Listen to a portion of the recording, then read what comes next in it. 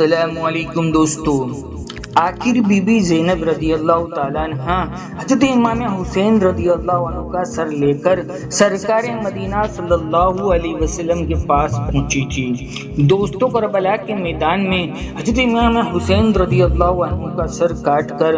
دشمنوں کا لشکر اپنے بادشاہ یزید کے محل کی طرف روانہ ہوا۔ محل میں لشکر کے ایک فوجی نے یزید کے سامنے حضرت امام حسین رضی اللہ تعالیٰ عنہ کا کٹا سر رکھ دیا۔ حضرت امام حسین رضی اللہ عنہ کا کٹا سر دیکھ کر یزید بہت خوش ہوا اور پھر اس نے اپنے ہاتھ میں ایک چھڑی لی اور حضرت امام حسین رضی اللہ تعالیٰ عنہ کے سر پر ماری اور وہ کہنے لگا کہ لوگوں، جو بھی ہماری مخالفت کرے گا اس کا یہی انجام ہوگا۔ حضرت امام حسین رضی اللہ تعالیٰ عنہ کے سر کی ایسی بے حرمتی دیکھ کر دربار میں موجود ایک طرف کو کھڑا یہودی کہنے لگا کہ لوگوں، میں حضرت داؤد علیہ السلام کی نسل سے ہوں اور 14 پشتوں کے بعد میرا نسب حضرت داؤد علیہ السلام سے جا ملتا ہے، تو لوگوں، میرے اور حضرت داؤد علیہ السلام کے بیچ میں 14 پشتوں کا فاصلہ ہے، پھر بھی میری قوم کے لوگ میری بہت عزت اور احترام کرتے ہیں،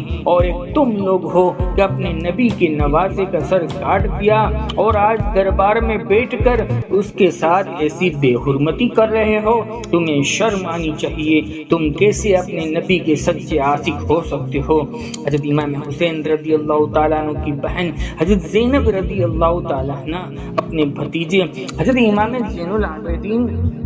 کو پکڑ کر روئے جا رہی تھی اور اپنے بھائی حضرت امام حسین رضی اللہ تعالیٰ عنہ کے کٹے سر کی بے حرمتی دیکھ کر اللہ سے فریاد کر رہی تھی۔ تبھی یزید نے حضرت امام زین العابدین سے کہا، تم نے دیکھ لیا نا، تیرے باپ نے میری مخالفت کی تو اللہ نے اس کا کیسا انجام کیا۔ اس پر حضرت امام زین العابدین رحمۃ اللہ علیہ نے قرآن کریم کی ایک آیت پڑھ کر جواب دیا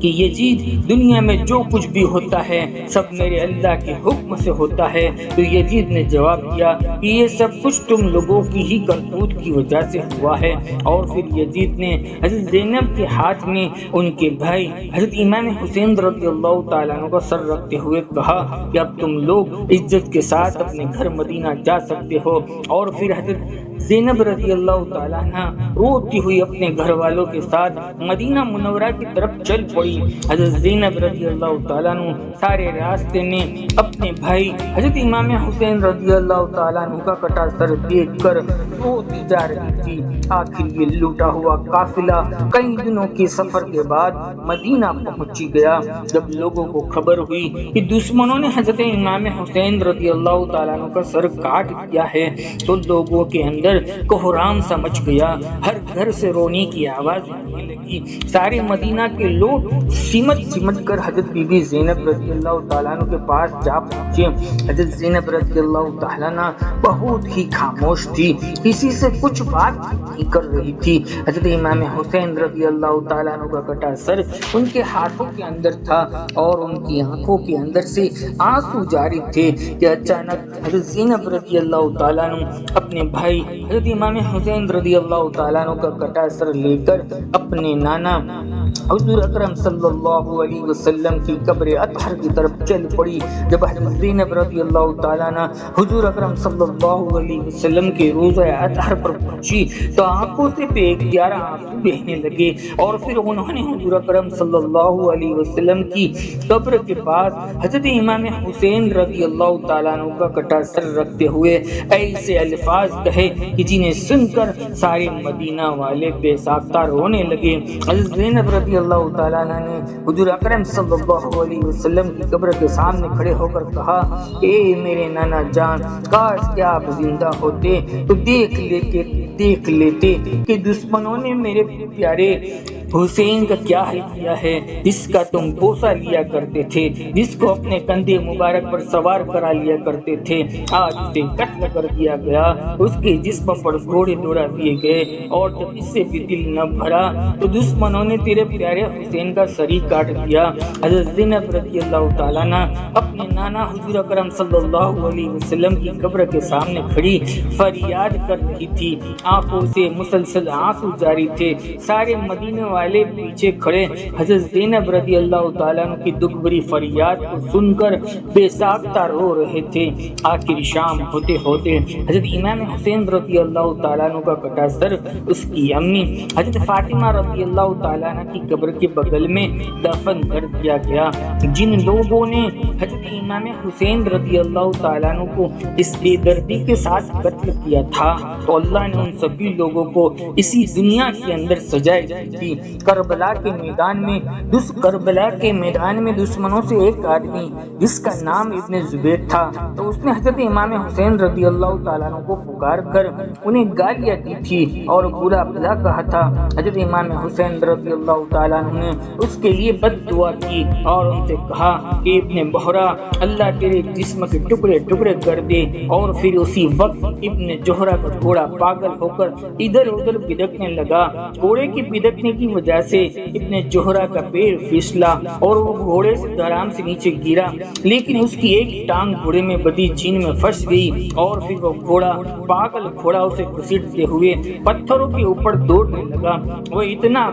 وہ گھوڑا اتنے زور سے گھسیٹتا ہوا اور اتنی تیزی کے ساتھ دوڑ رہا تھا کہ وہ پتھروں کی چوٹ سے اتنے زخم آئے کہ اس کا جسم کٹ کٹ کر گرنے لگا۔ آخر اس کا سارا جسم کٹ کٹ کر ختم ہو گیا، صرف اس کی ٹانگیں بچی جو اس گھوڑے کی زین میں پھنسی رہ گئی تھی۔ جس وقت کربلا کے میدان میں حضرت امام حسین رضی اللہ تعالیٰ عنہ 3 دن کے پیاسے دریا کے کنارے بیٹھ کر پانی پینے کے لیے جا رہے تھے تو اس وقت دشمنوں میں سے ایک آدمی جس کا نام ابن عمیر تھا، اس نے حضرت امام حسین رضی اللہ تعالیٰ عنہ کے منہ کی طرف ایک تیر چلایا۔ وہ تیر سیدھا آ کر حضرت امام حسین رضی اللہ تعالیٰ عنہ کی گردن کے اندر لگتا ہوا دوسری طرف نکل گیا، جس کی وجہ سے حضرت امام حسین رضی اللہ تعالیٰ عنہ پانی نہ پی سکے اور اس کی گردن سے خون بہنے لگا۔ تو حضرت امام حسین رضی اللہ تعالیٰ عنہ نے ابن عمیر سے کہا کہ ظالم، جیسے تو نے مجھے پانی نہیں پینے دیا ایسے کہ اللہ تجھے ہمیشہ پیاسا رکھے۔ حضرت امام حسین رضی اللہ تعالیٰ عنہ کی اس بد دعا کا اس دشمن پر ایسا اثر ہوا کہ وہ چاہے جتنا بھی پانی پی لیتا تھا پھر بھی اس کی پیاس نہیں بجھتی تھی۔ آخر اسی دن شام کو اسے اتنا زیادہ پانی پی لیا کہ اس کا پیٹ پھٹ گیا، اس کی موت ہو گئی۔ دشمنوں کا سردار ابن زیاد جس نے حضرت امام حسین رضی اللہ عنہ کا سر کاٹنے کا حکم دیا تھا اور اسی کے حکم پر فوجیوں نے حضرت امام حسین رضی اللہ تعالیٰ عنہ کا سر کاٹا تھا، تو ابن زیاد کا نوکر بیان کرتا ہے کہ جب ابن زیاد حضرت امام حسین رضی اللہ تعالیٰ عنہ کا سر کاٹ کر شام کو اپنے محل پہ پہنچا تو میں بھی اس کے ساتھ تھا، اور جیسے ہی اس نے محل کے اندر قدم رکھا تو اچانک سامنے سے ایک آگ کا شعلہ اس کی طرف لپکا۔ قریب تھا کہ آگ میرے سردار ابن زیاد کو جلا کر ختم کر دیتی، لیکن تبھی اچانک وہ آگ غائب ہو گئی اور ابن زیاد نے مجھے کہا کہ آدمی تم نے بھی کیا یہ دیکھا؟ ابھی وہ آگ دیکھی جو ابھی طرف میری طرف لپکی تھی؟ تو میں نے کہا کہ ہاں میرے سردار، مجھے بھی وہ آگ نظر آ گئی تھی۔ تو ابن زیاد نے مجھ سے کہا کہ یہ بات کسی کو بھی مت بتانا، اس کو راز نہیں رکھنا۔ حضرت سفیان ثوری رحمۃ اللہ علیہ فرماتے ہیں کہ حضرت امام حسین رضی اللہ تعالیٰ عنہ کو قتل کرنے والے دشمنوں میں سے میں نے 2 لوگوں کا بہت برا انجام دیکھا۔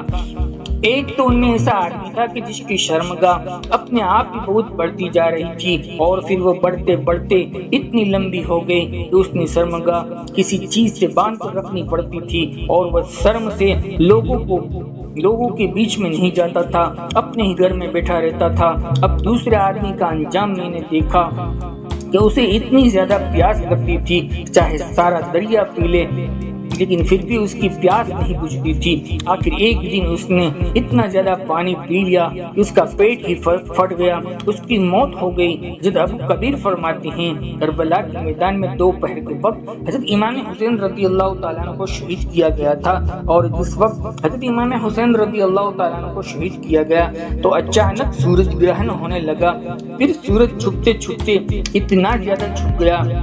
کہ دوپہر کے وقت رات کی طرح اندھیرا چھا گیا، آسمان کے تارے نظر آنے لگے، ہمیں ایسا لگنے لگا کہ شاید قیامت آ گئی ہے۔ امام جوہری رحمۃ اللہ علیہ فرماتے ہیں کہ جس دن حضرت امام حسین رضی اللہ تعالیٰ عنہ کو شہید کیا گیا تو اس دن بیت المقدس میں جو بھی کنکری یا پتھر اٹھایا جاتا تھا اس کے نیچے تازہ خون ملتا تھا، اور پھر 3 دنوں تک آسمان ایسا ہی لال پڑ گیا۔ پھر ہمیں ڈر لگنے لگا کہ شاید اب قیامت قائم ہو جائے گی۔ دوستو، ایسے ہی پیارے اور دل میں اترنے والے واقعات اور معلومات انشاءاللہ اس چینل کے اوپر ملتے رہیں گے۔ دوستو، اگر واقعی میں آپ کو یہ ویڈیو پسند آیا ہو تو لائک کرنا، چینل کو سبسکرائب کرنا نہ بھولیں، اور جاتے جاتے بھائی ایک چھوٹا سا کامنٹ ضرور لکھ لیا کریں۔